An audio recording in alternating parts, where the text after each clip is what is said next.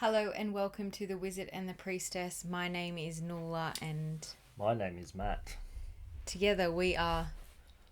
He's a priestess. Why is it always weird? it's a silly thing. Anyway, today we're going to dive into this idea of ritual and ceremony. So, I may have touched on it a little bit before, but in this walk and this time of my life specifically, I'm really guided and being driven to really connect to the ceremonious aspect of celebration. So, consciously celebrating events, consciously celebrating moments in time, and in a lot of these spaces in time, I am hosting that ritual. Now, I just quickly looked at what ritual specifically stands for, and essentially it is a set of actions, words, or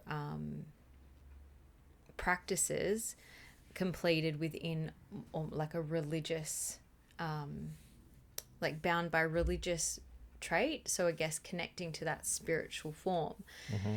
And I feel like, for me personally, these sorts of rituals ought to be more in the forefront of our character building process of journeying through life. Now, initially for me, ritual came about mainly because I felt like we weren't paying enough attention to the depth or this moment in time. We weren't celebrating this moment in time in a way that was conscious.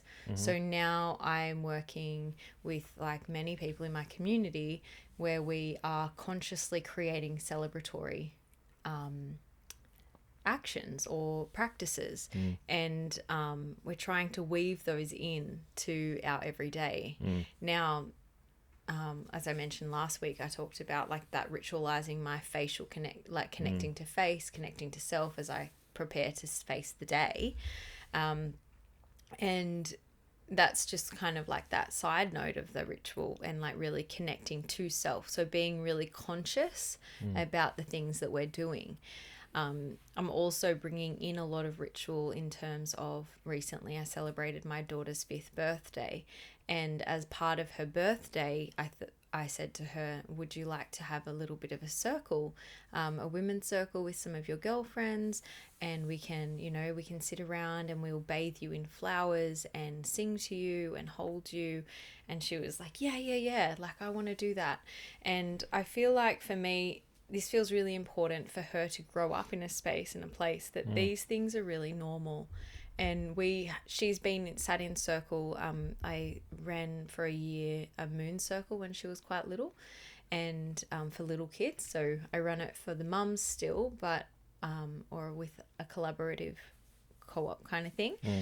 But with the kids, I only did it for a year, and it was all a bit too much for me because I was like, come on, listen. They weren't quite there, but it was also really beautiful, and they really connected to the moon, and they started to understand the seasons and that flow. And I think specifically for little girls, but also for little boys, to really just connect to that seasonal happening that's happening around us. Feels really important for me, especially especially with bigger events, but even understanding the flow of the moon, how it impacts all of us.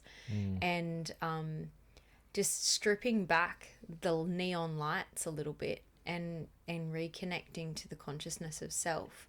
That to me is what I wanted to kind of bring up and share and bring to the forefront of people's minds as a parent, that these things are available to you, and that whether or not they are being done and practiced prior, I don't have anyone in my family or connected to anyone that I know of personally that is doing the things that me and a few of my friends are really like consciously harboring and making sure that they are practices. I know that outside of this little hub that I live in, absolutely it is being done. But yeah, it is such a reminder for me that we can consciously celebrate really monumental events in a way that is not just doing it to do it. So it really shows you how far we've come from nature. And like around the times the Bible was written, for example, we were in a more of a magical, mythical state of consciousness as a species. So we saw things that we couldn't explain. Things probably, well, this is probably not 2,000 years ago, but maybe even further back, where we couldn't explain lightning or thunder or the seasons maybe.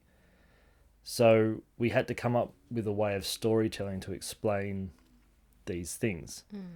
So that's the magical, mythical level of consciousness. Today, we interpret everything literally, which hasn't worked out that well. no.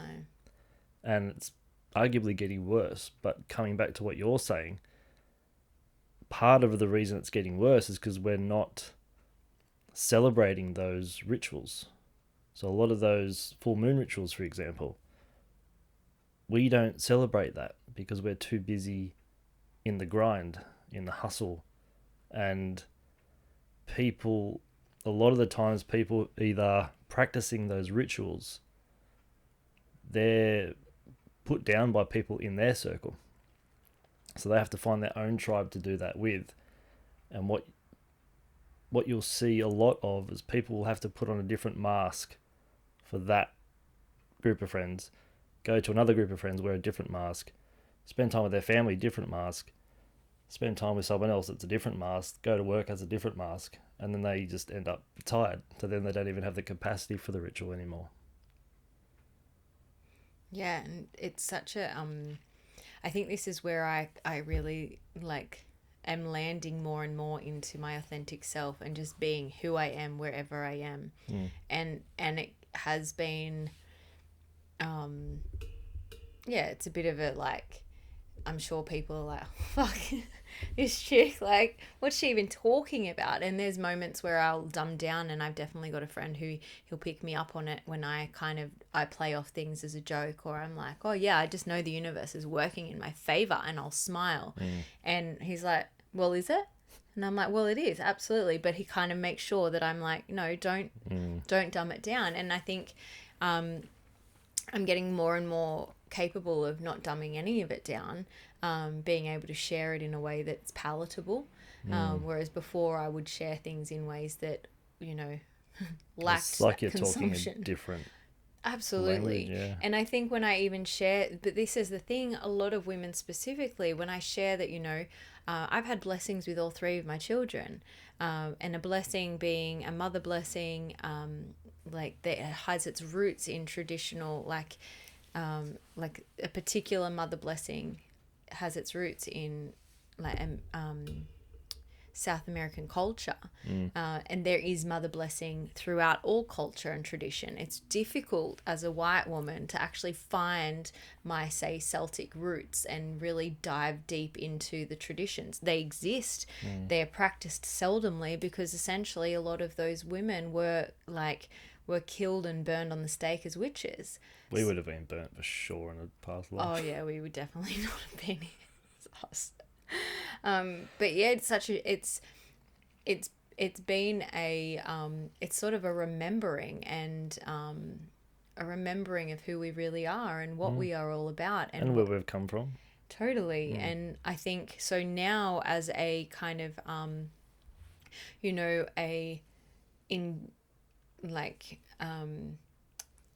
if I were an Indigenous white person, wherever that land would have led me, obviously not here, but there would have been Indigenous rites of passage and ceremony and ritual that would have been flooding and filled through the tribe and filtered through everyone. That would have been often, weekly. What we have today is church on Sunday, and that would be probably most people's ritual or practice that is ritualized. In theory, it would be.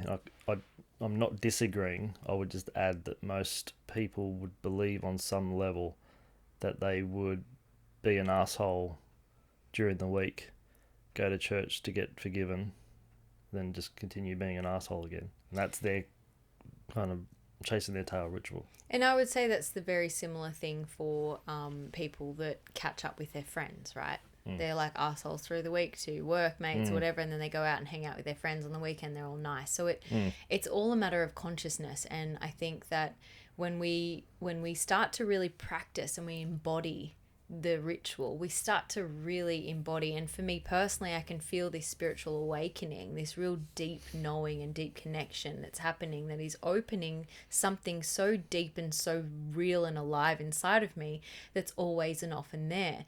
So like I was going to go on to is when I share with women that I have a blessing and we sit in circle and we share beautiful words for whoever is creating life, and we honor them and we, you know, see them for who they are as this, like the mother of all mothers, the creator of heaven on earth. And it's like the women, like even people that find ritual or anything that I talk about quite esoteric and out there, they're like, wow, that sounds so beautiful. Like it really, like imagine that was how we, you know, did all ceremony, you know, instead of having a baby shower where it's all about, you know, Tupperware.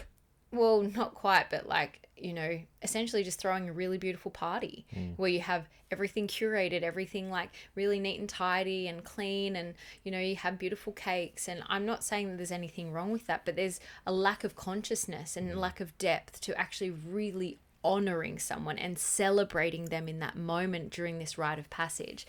And that is where I really want to get clear on as a the species, but like where I think we need to start going. And for me, you know, even when it comes to conscious conception and the ritual, I don't know, right there, the ritual practices of like bringing that together and just kind of going, okay, yeah, we love each other, like we've spoken about. We love each other so much that we are ready to spread this love further. And like it would be so beautiful if that was like a conscious thing, and we sought out these people, like someone like myself that would take you through a ceremony that holds you in that space and says, here you are, let's hold you here, let's, like, it's sort of like marriage, you know, it's like that marriage of two people to create life. Instead, marriage is a big $50,000 wedding, and it's hard not to do that because honestly, there's so much beauty in the wedding. I think I'm all for the party and the wedding and that celebration of love, but we lack the consciousness and the depth. Yeah, because we corporatize and commercialize everything. It's all about, you know, you buy flowers for someone on a given day, it's $50. As soon as you put wedding, it's $500. Yeah. And that's, yeah, it's really bastardized a lot of the rituals that we have today. And even for some of them, it's just, they've all disappeared. Yeah. Really. And it makes sense that it has, because it is too expensive. It takes too much from you energetically. Now it becomes a hassle. Yeah. Or it's got to be a huge thing. And if it's a huge thing that's 2 years away, then you've got to save your money for that one particular day. Yeah. And I want to just give people a bit of an indicator of what they can do. If you do have small children, even just by bringing together a small group of friends that just can, you know, once a month we catch up and we sit around the new moon, like we sit in the dark moon before the new moon, if that's the time, or the full moon. And really beautifully, this lady that I met at a camp out, she's actually got her very own red tent. And for this year, there's 10, I think that she has 10 women, or even a few more, maybe 14 women. And every month at the full moon for 3 days, no matter when it lands, for 3 days, these women come together and they sit in ceremony in the red tent. And she is taking this actually to the next level. Like she is ready to, you know, she's like, we're not just going on ritual conscious retreats anymore. We're making this life being. And I mean, I spoke to my partner about it and he was like, yeah, okay, but who would go? He's like, I would step up for you. Like, you know, 3 days a month, I wouldn't be able to work those 3 days. I'd have the kids and you'd probably take the baby, but it would be like, you know, he's like, we could try and make it work, but society doesn't allow you to have No. those, to make those work. So even simply a few days ago, I was with a few friends, and we sort of collaborated together and hosted this closing ceremony, the closing of the portal from birth for a friend of ours. And you know, sitting in circle and singing and sharing really beautiful words and holding space for this mother to really share what she needed to share about her birth and her rite of passage into mothering. And then also holding her and closing off her body and nourishing that, and like, you know, everyone holding her with really loving hands. And it's just it's so simple and so powerful. And what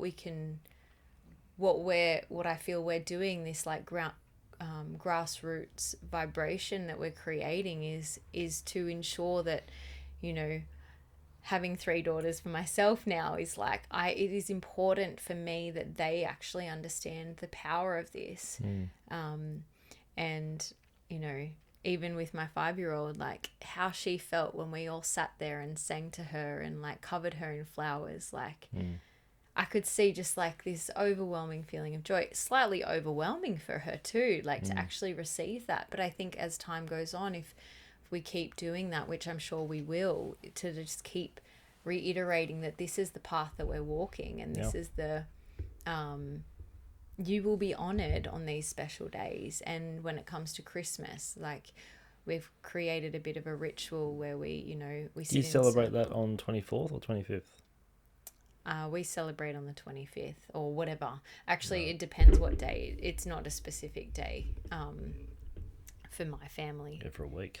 Yeah, or whatever. But even that, like I've kind of started to ritualize that, where one of my brothers and my partner and my mum, and we will sit in circle. Actually, my second brother joined in last year, where we sat in circle and we shared for each person like what we saw as their greatest growth, and how they, you know, what we're proud of for them this year. And, you know, just even having those moments to share those words. Like we've done this now maybe for 3 or 4 years, and it's awkward initially, but it's like leaning into that, and all of us feel so full after sharing those words with each other. And then I obviously make it a bit fun, and we sing a song, and you've got to write your own lyrics, and that's kind of how we finished off. And it's yeah, it's really fun, but it's also just it is a bit of fun, but it's also creating a bit of ritual around that as well. So whatever happens after that, I don't really mind. Like Christmas is like, you know, well, Christmas is whatever it's the biggest event in the Christian calendar for sure. Yeah. Very few people know what Christmas is. We've been told the Hallmark version of what it is, but no one really knows what Christmas is. You want to share that for us, Matt? Well, I won't go too deep, but originally Christmas was on the 21st. Yeah. Because it coincided with the solstice. Yes. With the winter solstice. The Northern Hemisphere thing. Yeah. But then that came from allegedly Jesus's conception, which was the high tide for the autumn. I'm getting my seasons mixed up. The winter. Spring equinox. Oh, the spring equinox. I'm trying to go backwards. And then they just added 9 months to that. That's why we have Christmas today. Oh, yeah, because that's when he would have been. Then a couple of hundred years ago, the Roman Catholic Church changed it to the 25th. So it's actually a pagan tradition. Yeah. That the Christians thought, oh, we'll make some money off that. Sweet. Or also for themselves, it's like maybe that landed on a Saturday. Or like whatever. It was it was the Sunday. It was the Sabbath. So they were like, okay, well, we can't do that on that day. We'll have to do it the week after to celebrate at that time. And then it just stuck the year after. It was the Sunday, or a Saturday, Sunday. You know what I mean? I don't know that they were as callous as you're making out. Worse than me. Stole it. But I think that's really important to remember too. We are in the Southern Hemisphere. So being really, for us, is like celebrating midsummer at Christmas time. Even Easter. Easter's a different date every year. Oh, yeah. Well, So that's when he supposedly died. Yeah. All I'm saying is that people don't know why we're celebrating. Yes. Oh, but this is it, right? This Yeah. is, I mean, and like I said a few weeks ago, the stuff we're sharing today is probably not for the person who is just completely unconscious, but it's a bit of a wake up, like a reminder. What are you doing and why are you doing that? And then also, I want to take it one step further and say that lean in more, be more conscious. Let's take it to that level where our children now, we are changing, being the change, so our children can filter through that change. Because unless we are the change, the children don't just wake up one morning and be the change. It's because of the underground current that changes around them. And hopefully they can make it better in their own way. Totally. And then they just like take it and run. But it is very much from my perspective, like we should be celebrating the midwinter, or like I can't think of the words. There's like particular pagan words, but it's like in the Southern Hemisphere we should be focused on, like, you know, our Christmas should be at like the 21st of June or the 22nd of June. I think it's around that time. Yes. Well, that is when you celebrate midsummer in Sweden. Right. So that would be midwinter here, which would be our Christmas, essentially. And then right now, a friend and I, Haley and I, are doing, like, we celebrate the season. So the seasonal shift, the transitional season, and being like the transition of the season, or being in the season, and really like harboring and honoring that time as like a kind of festival, or like kind of really making it really intimate, but like an intimate festival for the women in our life, to like really reconnect to your own season and to your intention of that season and your focus and your body embodying that rhythm. And I guess that's what I feel is is what I really wanted to kind of base this on, is just those rhythms that are conscious rhythms that we're celebrating. And I think the more that we can do this in the smallest of ways, and whether that is just, you know, the morning of your child's birthday or the morning of your partner's birthday, that you sit together in consciousness of like, what was this last year? So this is the first year that I have done this, but with my 5-year-old, we did a yearly interview, and essentially asked her all of these questions, like, what was your favorite moment? What lit you up the most in this last year? And or like, what do you feel is your favorite color, or anything like that? But just kind of spending that time to really get to know who she feels she is in this moment, and then celebrating that. And so yes, we had cake and candles, and that feels like that feels like everyone's doing cake and candles. Like, let's just take that little step further, where we can get a little bit more conscious about what it is. You know, I measured her and I weighed her. Yeah, it's not and just getting together and having food and friends over. It's let's make it personal as well. How much have you grown physically? And like literally a different person every year. Yeah. Every cell, And that was it, right? Wasn't it? It was exactly 365 days or something thereabouts. That is your personal New Year, right? And I think, like, when we think of it like that, it feels so important to celebrate. And that, not only that, like, obviously I'm very much in this time of growing babies and birthing and all those things, but like the ceremony that is available for that actually calls in community, that works as that magnet and magnetizes people into this space. And from where I was 5 years ago with my first daughter, you know, I had a home birth and had a blessing, and I don't think many people around me had ever, or at least the people that I was around, had even heard of these things. And I was like, oh yeah, like this is really important to me. Now I've kind of cultivated a group of women that are so into that, and then obviously their families as well. It's like everyone, we're starting, like the rumble is there, the interest is there, and I think it'll grow more and more, and it is, like, you know, not out of this area, it is there, and it is happening more and more, but that's the hard thing, we don't have the elders to lean on. And There's serious deficiency of wise elders in our culture. Yeah. Big time. And what ends up happening is that we, people like myself who are, I'm in the season of mothering, are ending up stepping up into that space, probably a little bit immaturely, to just do the best that I can in that space, because I know it's needed and wanted, or at least I want it. So it's needed. And, but yeah, it's difficult to find the elder. And then the place that you would lean to is the Indigenous culture. And there are elders here in Australia. Aboriginal elders are available and here, and they are willing and wanting to share their practices.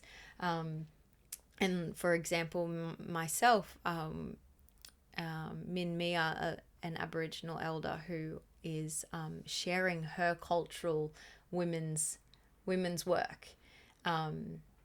She's obviously teaching that to people to pass on all of these traditions. So I actually had a traditional placental burial ceremony for Aqua, and it was really profound and special, and all of these pieces, and like really connecting to connecting to the spiritual realm through those practices, because that's what they are. They're still connected to earth. Spirit is one, and we are still part of the whole. So I guess that sort of, from the women's perspective, I feel like there is a rumble there, there's a vibration there, and the men's is sort of there. Like, are you seeing that? It is there, as you say, but whether that's adopted is a different story for several reasons. One, so we're talking about the rites of passage for men. Well, if we're talking about rites of passage, so the rite of passage, obviously, a boy becoming man. So is that the only one? Well, there's lots out there. It depends on your culture, depends where you are, your family unit, tribe, etc. But generally in the West, there is no rite of passage. Getting your peas. Peas, yeah, that would be a rite of passage, for sure, in a way. In our culture, there's a lot of young men. The whole rite of passage thing is innately within us. So we get a huge boost of testosterone in puberty. We don't know what to do with that.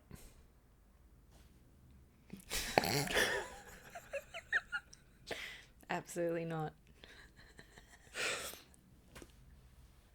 That's another episode.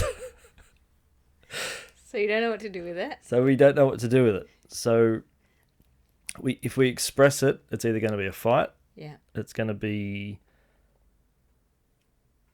some kind of reckless skill, dangerous driving or whatever, drug use. That's why a lot of young men play sport. It's really an outlet for that. But that's it.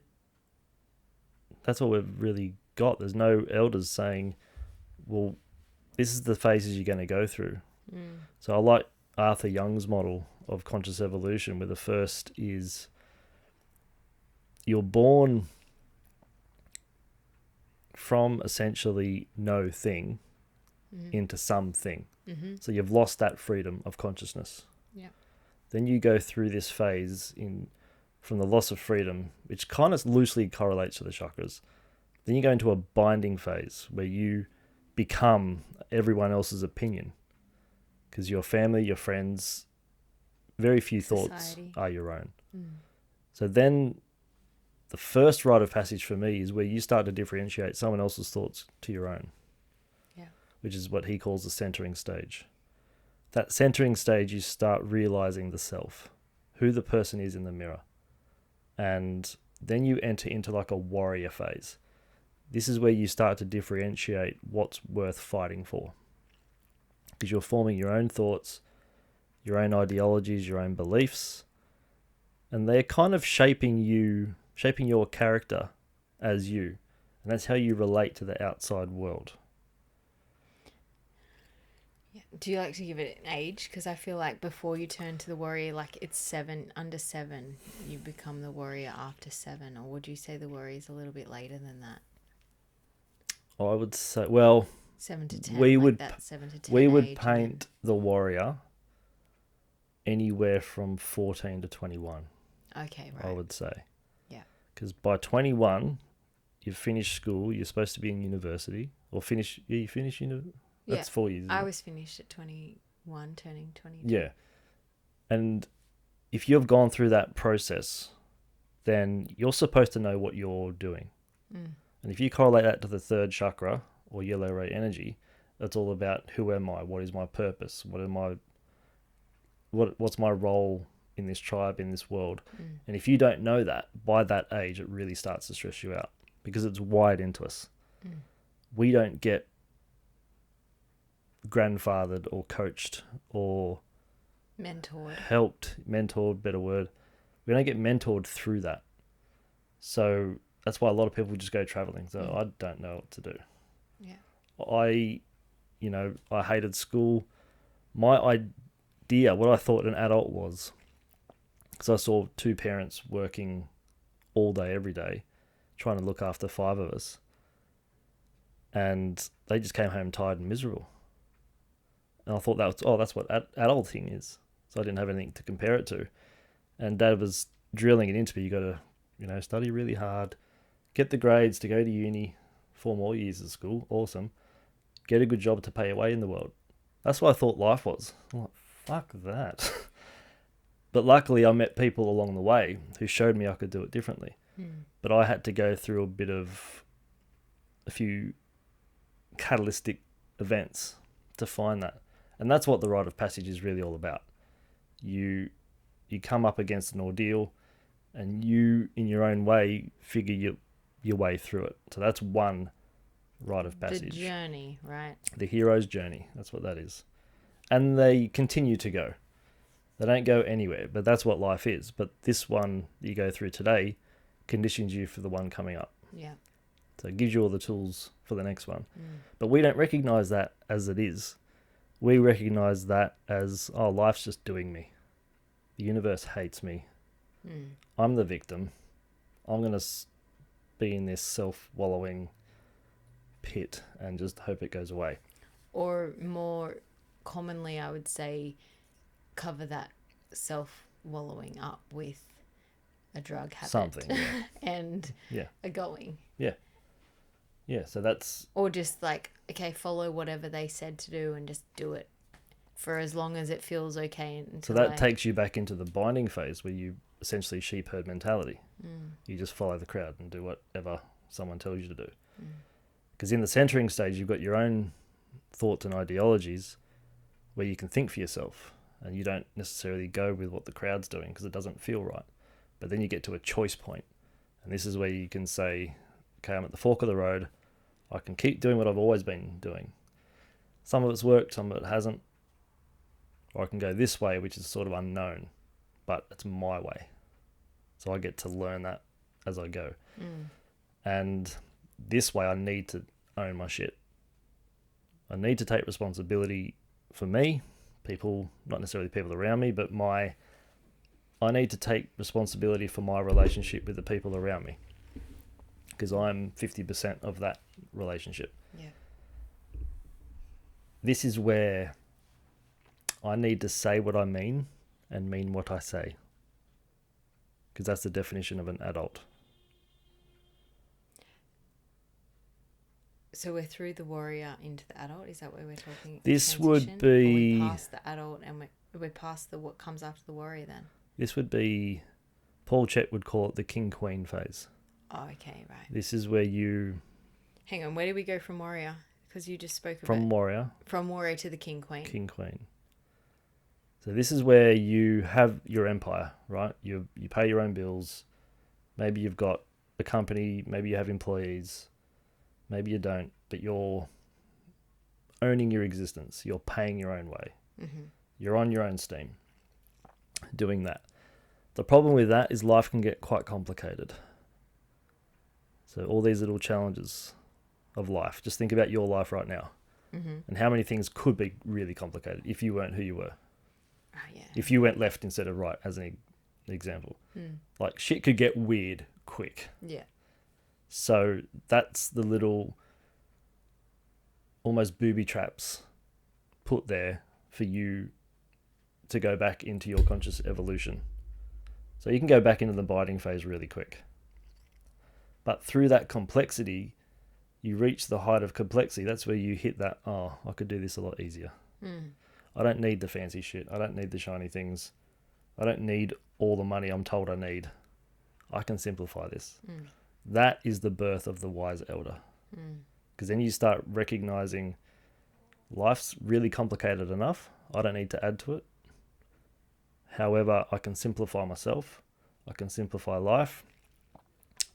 I don't need the fancy things as long as I'm physically, mentally, emotionally, spiritually satiated.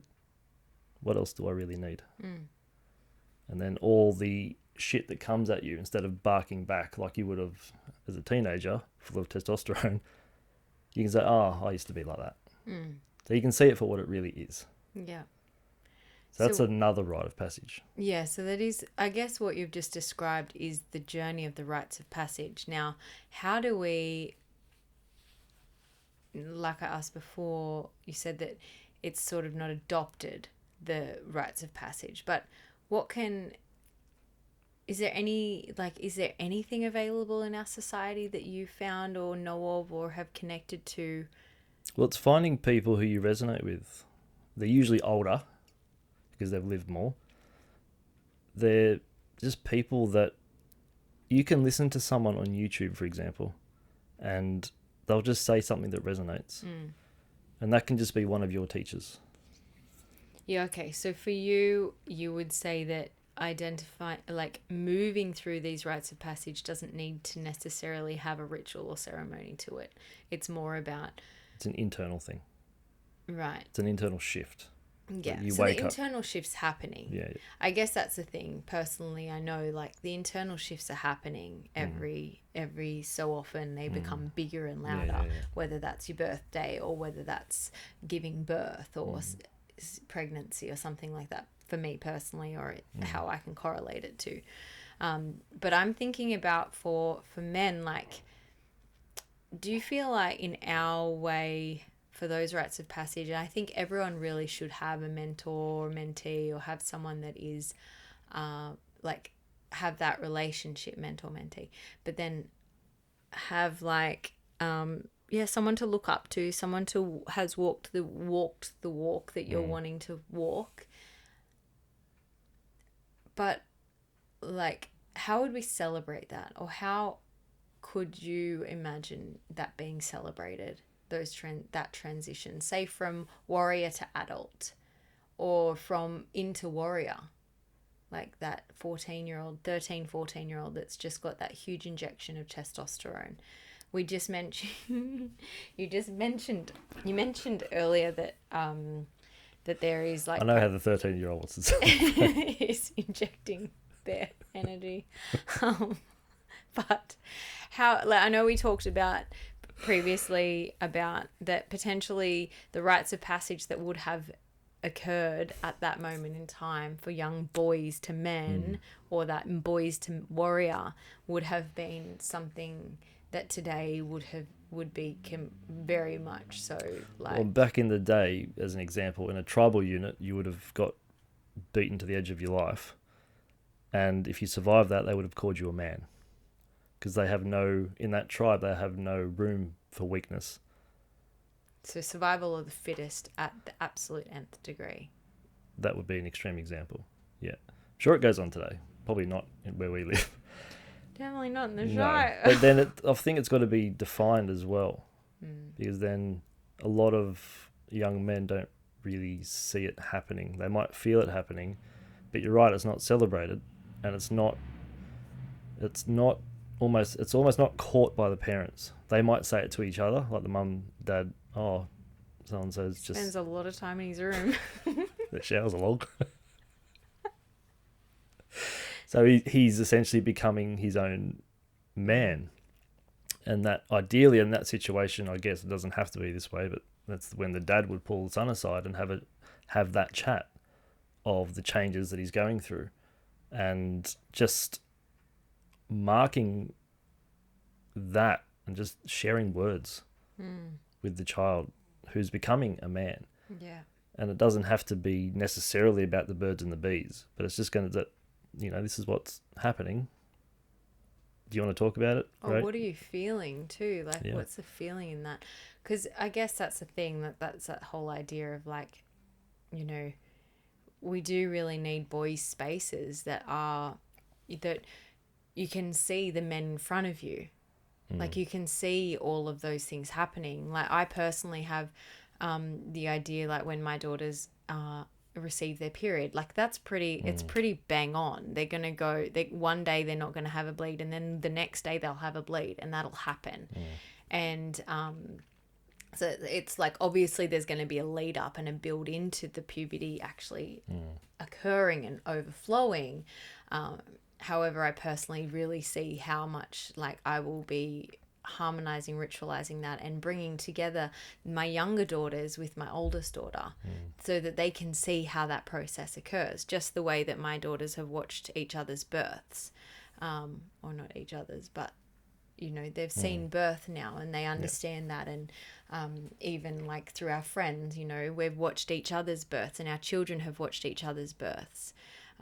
So it's like we have those, creating that print inside of their mind, or understanding of what's happening. So it's almost like, because we don't have the grandfathers that are actually, holding, I think that's one thing personally and what I see in society at large now, is that the grandfather doesn't hold the men's spaces.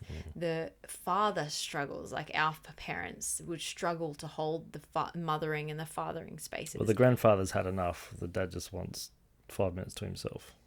Yeah. And so then it's up to the parents to actually start to infiltrate or start to adjust these things now, so that at least the children that are youngest get the most, like, depth of experience, so that they're actually seeing their older brother being in men's spaces with groups of men and adults. And I don't know, I guess that's how I see it, because I can see that with my daughters at least, like, and I obviously have girls, so for me it feels very much like those pieces, and that rite of passage as they go through puberty feels very like obvious. And I'm hopeful that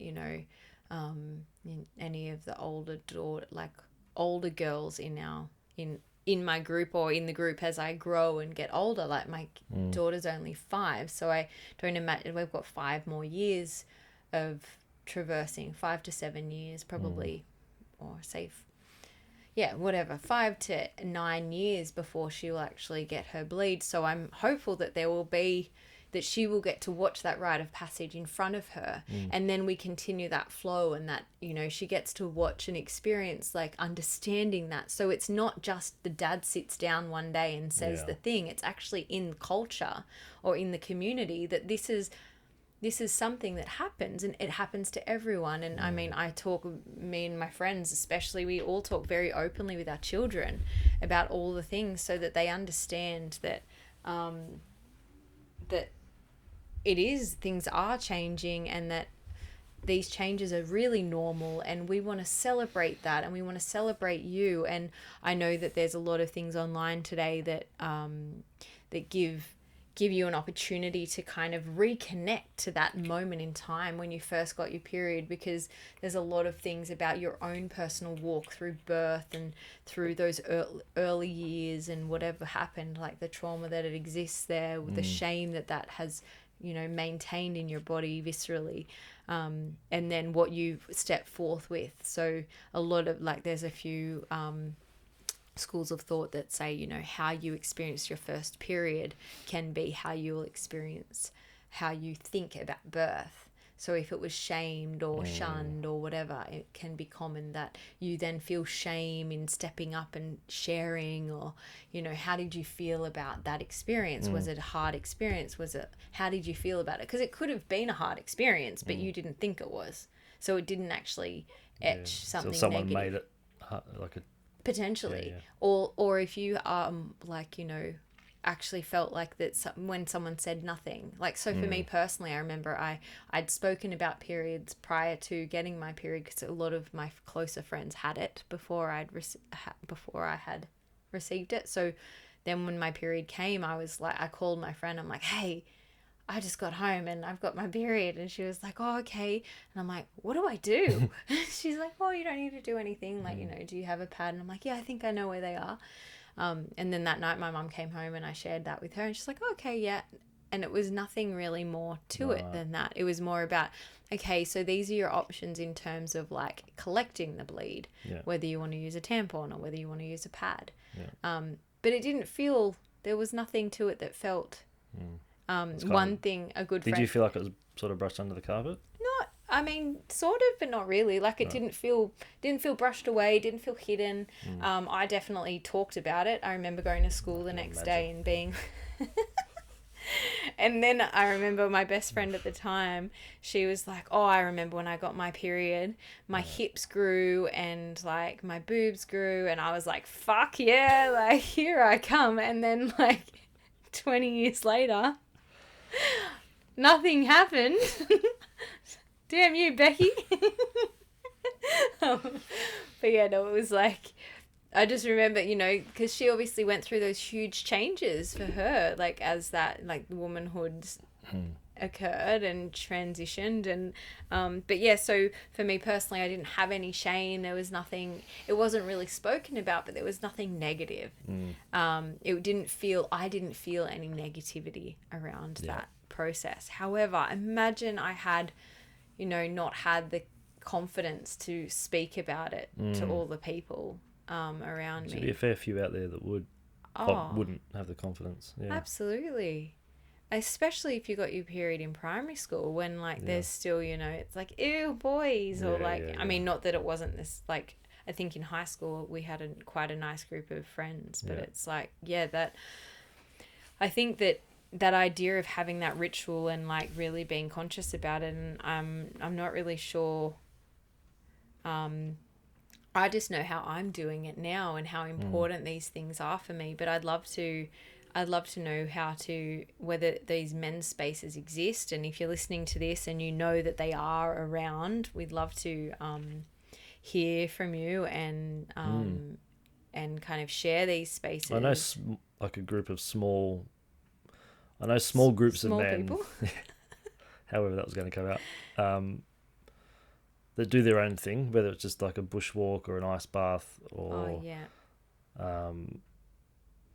even just, I know two guys that it's either the first or the last Friday of every month, they, regardless of what's going on in their life, they'll get together and go to a pub and just talk over a few drinks. Yeah. That's their therapy. That's it, yeah. And that's just holding space for that. But I think with the young boys going into men, it's really when they coming into it their own, when they feel they don't need mummy daddy anymore. And that can happen at 16, and that can also never really happen. So even with the injection of the testosterone, it might not. They'll go through all the physical changes, the emotions that young men feel, all the same urges, all of that. But men, like, psychologically, they're still a child, and they'll never grow up. Do you think that's because they didn't get to experience the rite of passage? Could be, yeah. Absolutely. They would have had a choice at one point, or maybe several points, but they've taken the easy way every time.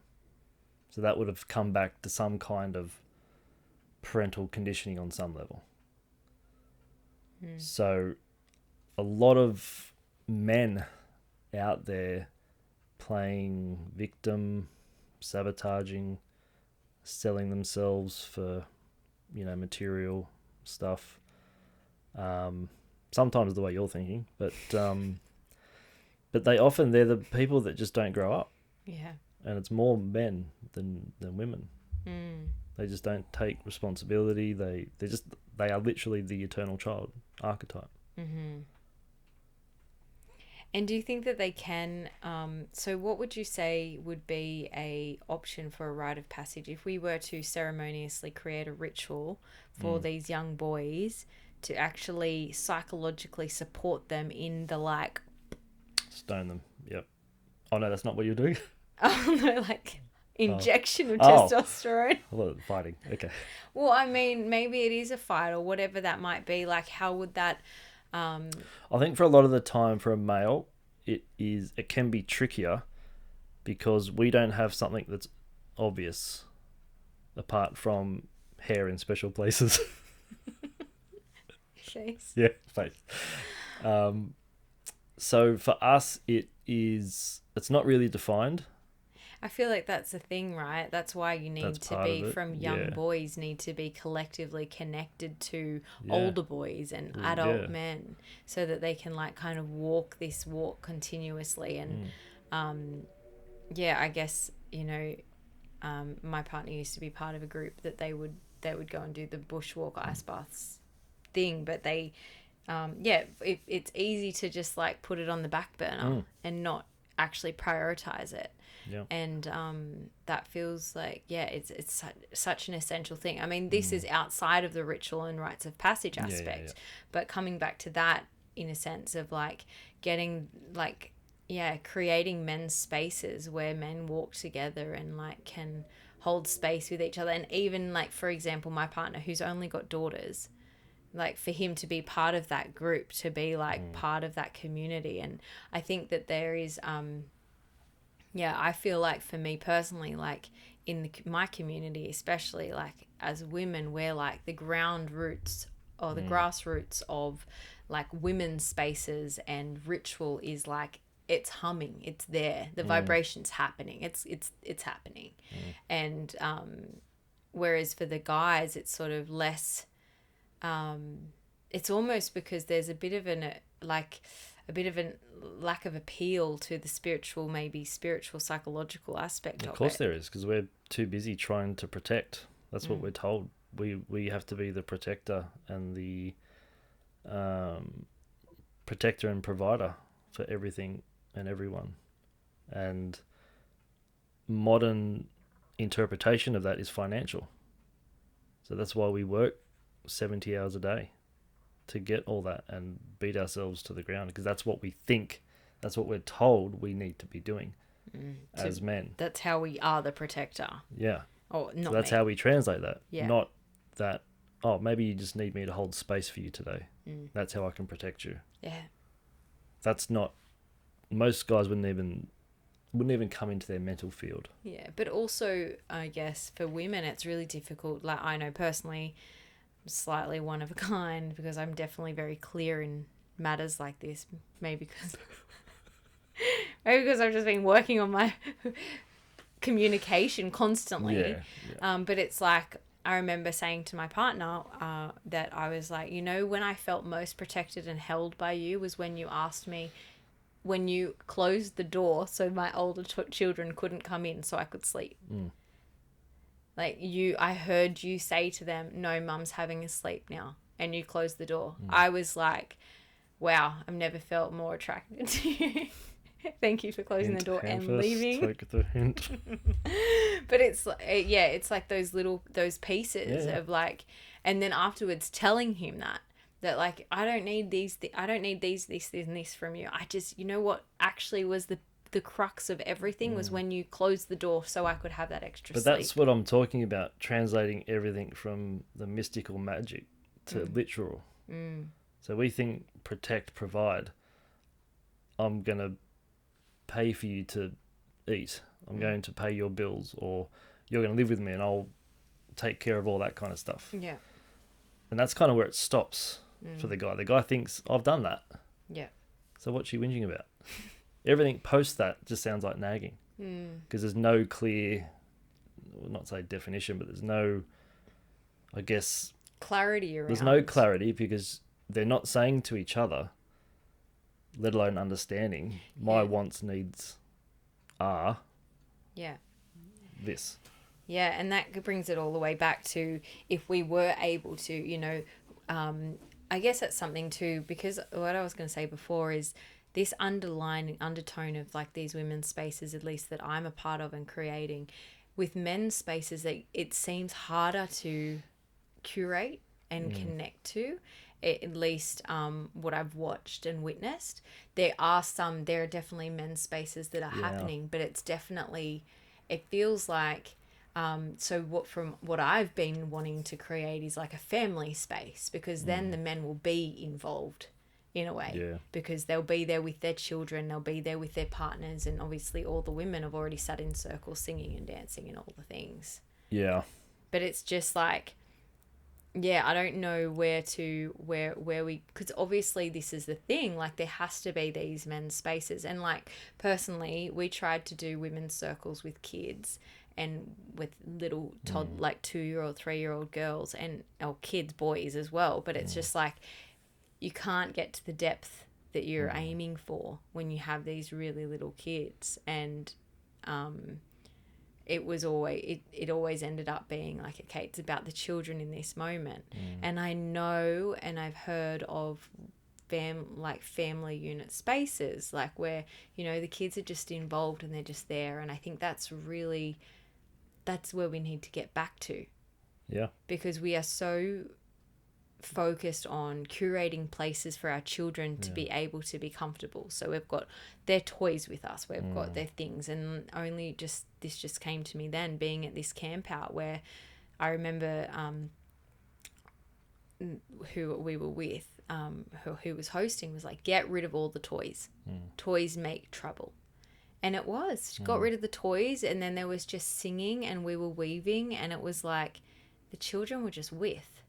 And I think that's the vibration that we need to start bringing back, is that like the children are just involved, and they're just children need to play. Yeah. We don't play as kids. No. We don't play as adults. No. So people don't also realize that when we go from, let's say, a child to the warrior to the king, that we transcend and include each level. It's like once you've hit the warrior, well, you can't play anymore. You've got to fight. And once you've hit the king phase or queen phase, well, you're not fighting anymore. You're doing whatever you're doing. And once you go into the wise man, wise woman phase, well, don't even think about fighting. Yeah. That's up to them. Yeah. But it's all a part of you. Yeah. So evolution, the word evolution means by definition to get bigger. Yeah. So we, in our literal translation of that, put on heaps of weight. Well said, touche. We've translated that as, we're not evolving because we're not getting physically, literally bigger. But what it really means is our consciousness is expanding. So when our consciousness expands, we have the capacity to see what's going on, to hold space for people, to see, that person doing that once really annoyed me, but I used to do that as a kid as well. So I'm just being hypocritical now. So I'm really just angry at myself. That's what evolution means, but we cut that off a long time ago. And that comes back to that literal translation, which goes back to the Bible days. It's been going on essentially since then. Yeah, right. And you're just saying that about how we transition and morphing from one to the next, but we have to we're actually encapsulating, we're adding to, broadening, lengthening, widening. And that sort of brings it all back to community and being a part of a community, because that is then you're being with the child that you were once. You're being with the warrior that you were once. You're being with the king or queen. You're being with the wise people above you. But you're being with the spectrum of yourself within the community. Yeah. And I think we can create that and be a part of that. And I feel like it would be really nice if those pieces, like these wise women and men, were really available. I think they are available today. Unfortunately, a lot of them have been censored in recent times. But there's lots out there, so it's really just a matter of finding someone who you resonate with. Yeah, and I guess the thing is, you can find someone online. I guess in this particular, ritualistic form, it's not so like having a mentor you can find online for sure. Well, But having a community-based, unless you're going to move to Hawaii to be with that guy that is the mentor that you've been craving. I mean, maybe, but it's all about the community and that piece of that, right? But even if several people got together, collectively they can be the wise elder that you're seeking as well. Yeah, absolutely. Yeah, no, it definitely, it's definitely available. Yeah, it just is really interesting what you said about how, the capacity expanding, because I definitely feel that personally with for me in this phase of my life, with each pregnancy, with each birth, the capacity has expanded more and more. And it's not that, people are like, how's being a mother of 3? I mean, I'm only just starting, but thus far it feels fantastic. Thus far I've had the community backing. Thus far I've felt so held, so seen in the phase that I'm in, and that's allowed me to feel soft. And in me feeling soft, vibration flows, frequency is on another level. So it definitely allows my capacity to feel bigger. Before, when I ran Moon Circle with my 2-year-old, I was like stressed out of my brains because she was just talking the whole time. Whereas now when she's talking the whole time, I'm like, sweet. It's like I was annoyed at my own inner self for talking all the time. Like, fuck yeah, imagine that. You're not the only one. But yeah, and then slowly kind of, my capacity for that is so much bigger. And allowing that, and allowing children to be children, but then also, like I'm hearing myself say this, is that allowing children to be children, but to be a part of spaces that are essentially king, queen, adult spaces, where they can just be a part of it and they can feel excited by that. They don't need to be disconnected. They don't need to be on a device separate from. They are a part of. And we allow space for them to be a part of, to ask questions, to receive answers in the moment, in the community. Yeah. Because I think it's weird. Like, you and I are at a funny age. You're 30... 30-ish. 30-ish. I'm 40-ish. And... we've been on this earth long enough that we think we know how it all works, this human life thing. But then you talk to someone who's 70, 80, maybe even 60, and they will, like, they could learn more in a week than we could in a year, as a metaphor. And how they translate it, and asking them about what they see in the world and how we see the world, you'd get vastly different perspectives. Yeah. With that. Unfortunately today, if one of those perspectives didn't fit a certain agenda or a norm, societal norm, one would be cast out. So that's our culture. Yeah. But finding that tribe, that community, just of like-minded people. Yeah. People that want the same thing and that are willing to, like, cut the neon lights and come back to what is. What we are essentially, energetic beings, drops of stardust, as I was sharing yesterday, that have just, culminated Literally, together, vibrating together, and somehow we're vibrating in your earwaves. Magic. On that note, is there anything else there? Just, I guess the last one was just how to get people involved in getting more into the ritual. Obviously, find your tribe. Reach out if you're looking for a tribe. Reach out and we can make one or point you in the right direction to kindle together. But